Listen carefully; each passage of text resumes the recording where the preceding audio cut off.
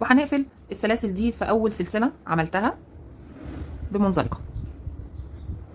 هنسحب الخيط من الغرزه بالشكل ده وهنطلع بيها من الحلقه اللي موجوده على الابره، وكده دي غرزه المنزلقه.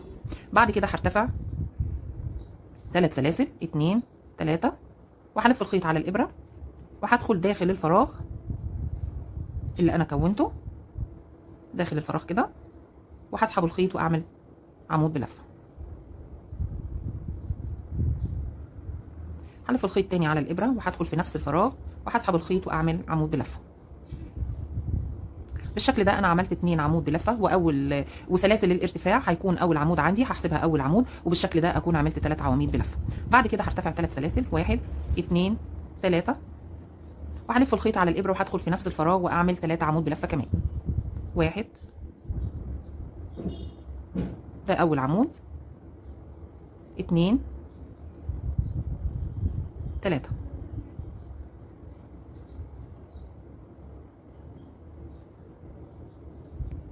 هرتفع تاني 3 سلسله 2 3 وهلف الخيط على الابره وهدخل في نفس الفراغ واعمل 3 عمود بلفه كمان. 1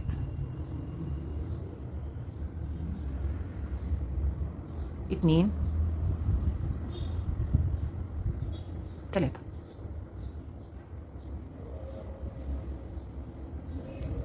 طبعا احنا بنشتغل على خيط البدايه علشان نخفيه معانا في الشغل. هنرتفع 3 سلسله 2 3 وهلف الخيط وادخل اعمل كمان 3 عمود بلفه، وهلف الخيط على الابره وهدخل في نفس الفراغ واعمل تاني عمود،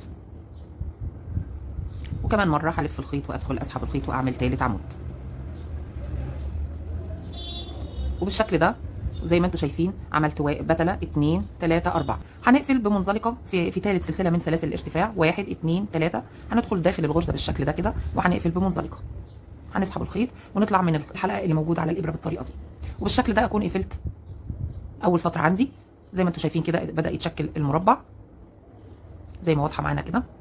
احنا علشان نشتغل السطر الثاني هندخل في اول فراغ يقابلني. عشان اوصل لاول فراغ هدخل فوق كل عمود وهعمل منزلقه لغايه ما اوصل لاول فراغ. هدخل على اول غرزه تقابلني بالشكل ده وهعمل منزلقه، وكمان الغرزه اللي بعدها هعمل منزلقه، وبعد كده هدخل داخل الفراغ واعمل منزلقه وارتفع 3 سلاسل 1 2 3. وهعمل اول عمود داخل الفراغ عندي هنا. هدخل اعمل عمود داخل الفراغ وهعمل كمان عمود في قلب الفراغ برضو، وبالشكل ده سلاسل الارتفاع حسبتها اول عمود وعملت 2 عمود، فبالشكل ده هيكون مجموع الاعمده عندي 3 اعمده. هرتفع 3 سلاسل 2 3 وهدخل في نفس الفراغ واعمل 3 اعمده كمان، وكده اكون كونت اول صدفه في المربع الجراني. 1 2 3. هلف الخيط على الابره وهدخل في نفس الفراغ واسحب الخيط واطلع اكون ال3 حلقات واطلع من حلقتين وكمان حلقتين، وبالشكل ده كونت اول صدفه عندي في المربع الجراني في السطر الثاني. بعد كده هلف الخيط على الابره وهنتقل الى الفراغ الثاني على طول او الركن الثاني للمربع واعمل ثاني صدفه عندي 3 عمود بلفه 3 سلسله 3 عمود بلفه. زي ما انتم شايفين كده انا عملت اول صدفه ودي ثاني صدفه او ثاني ركن في المربع عملت فيها صدفه برده زي ما انتم شايفين كده. هكمل عندي بنفس الطريقه، هلف الخيط على الابره وادخل على الركن الثالث في المربع واعمل فيه صدفه كمان. زي ما انتم شايفين ده شكل المربع بدأ يظهر معايا. هدخل على الفراغ الاخير عندي او الركن الاخير عندي في المربع واعمل رابع صدفه عندي، هدخل في الفراغ واعمل صدفه كمان. زي ما انتم شايفين كده ده اخر ركن عندي في المربع. زي ما واضح كده كونت في كل ركن صدفه بالطريقه دي. بعد كده هقفل السطر معايا في ثالث سلسله من سلاسل الارتفاع 1 2 3. هدخل داخل الغرزه بالشكل ده واطلع بالخيط واطلع من الحلقه اللي موجوده على الابره، وكده قفلت بغرزه منزلقه زي ما واضح كده. ده شكل المربع زي ما انتم شايفين بالطريقه دي. نكمل شغلنا، وعلشان نوصل لاول فراغ عندي عشان اشتغل فيه هدخل فوق كل عمود من الاعمده دي واعمل منزلقه عشان ادخل للفراغ اللي هشتغل فيه. هعمل منزلقه والغرزه اللي بعدها كمان منزلقه، وهدخل داخل الفراغ وهعمل فيه كمان منزلقه. بالشكل ده هرتفع 3 سلسله واكون اول صدفه عندي في الركن المربع او اول ركن عندي في المربع هشتغل فيه صدفه، والثلاث سلاسل دول هحسبهم اول عمود وهدخل اعمل تاني عمود 3، وبالشكل ده كونت ال3 اعمده. ارتفع 3 سلسله 2 3 وهلف الخيط على الابره وادخل في نفس الفراغ واعمل 3 عمود كمان. 1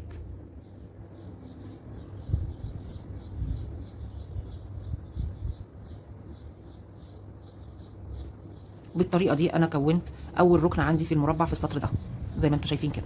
في كل ركنه من المربع هشتغل صدفه زي دي كده.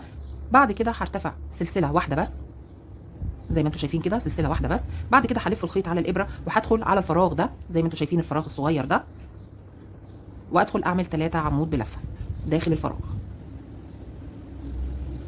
1 2 3. شايفين عملت 3 عمود بلفه داخل الفراغ الصغير ده. بعد كده هرتفع سلسله واحده بس برضو وادخل على الركنه الثانيه او الزاويه الثانيه للمربع واعمل صدفه كمان. 3 عمود، 3 سلسله، 3 عمود في نفس الفراغ زي ما انتم شايفين بالشكل ده. دي تاني زاويه عندي في المربع زي ما واضح كده، دي اول زاويه ودي تاني زاويه. بعد كده هرتفع بسلسله واحده بس، هلف الخيط على الابره وهدخل على الفراغ الصغير زي ما عملنا هنا. في داخل الفراغ ده اللي في الوسط ما بين كل صدفه هنعمل 3 عمود بلفه. 1 2 3. هلف الخيط على الابره وادخل داخل الفراغ واعمل الزاويه الثالثه عندي.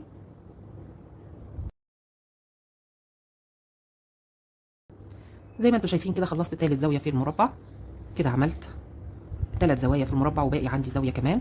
هرتفع سلسله وهدخل على الفراغ ده اللي في الوسط ما بين كل صدفه والثانيه وهعمل فيها 3 عمود. 1 2 3. زي ما واضح كده هرتفع سلسله كمان واحده بس، وبعد كده هدخل على الزاويه الرابعه والاخيره عندي وهعمل فيها اخر صدفه عندي في السطر ده. زي ما انتم شايفين كده انا خلصت ال4 زوايا بتوع المربع في السطر ده. هرتفع سلسله وهدخل على الفراغ اللي عليه الدور وهعمل 3 عمود بلفه.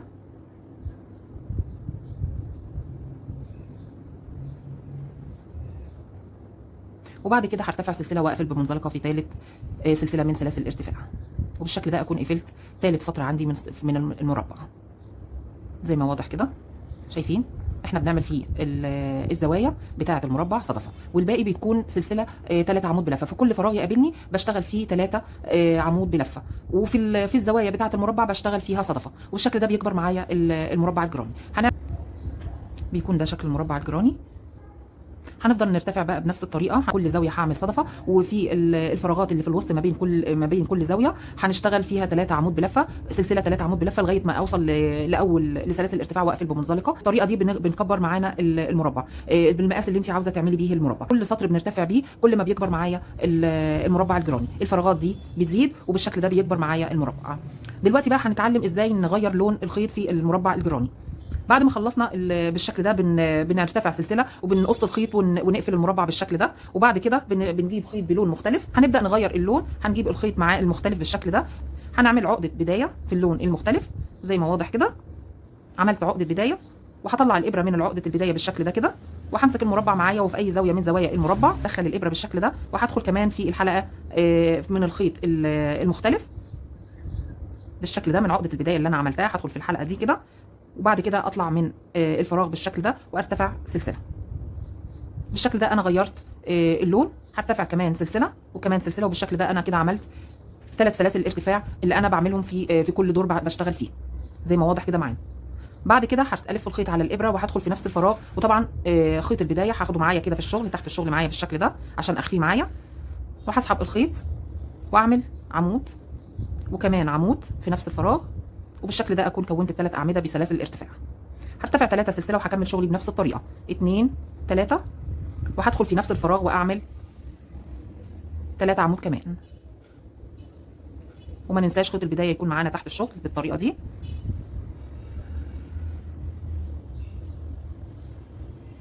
وبالشكل ده اكون عملت اول زاويه عندي باللون المختلف. وهنمشي شغلنا بنفس الطريقه اللي عملناها قبل كده في بقيه المربع. بعد كده هرتفع سلسله وهدخل على كل فراغ يقابلني واعمل فيه 3 عمود بلفه. وبعد كده ارتفع سلسله وادخل على الزاويه الثانيه من المربع في الفراغ واشتغل فيها صدفه كمان. 3 عمود بلفه، 3 سلسله، 3 عمود بلفه في نفس الفراغ.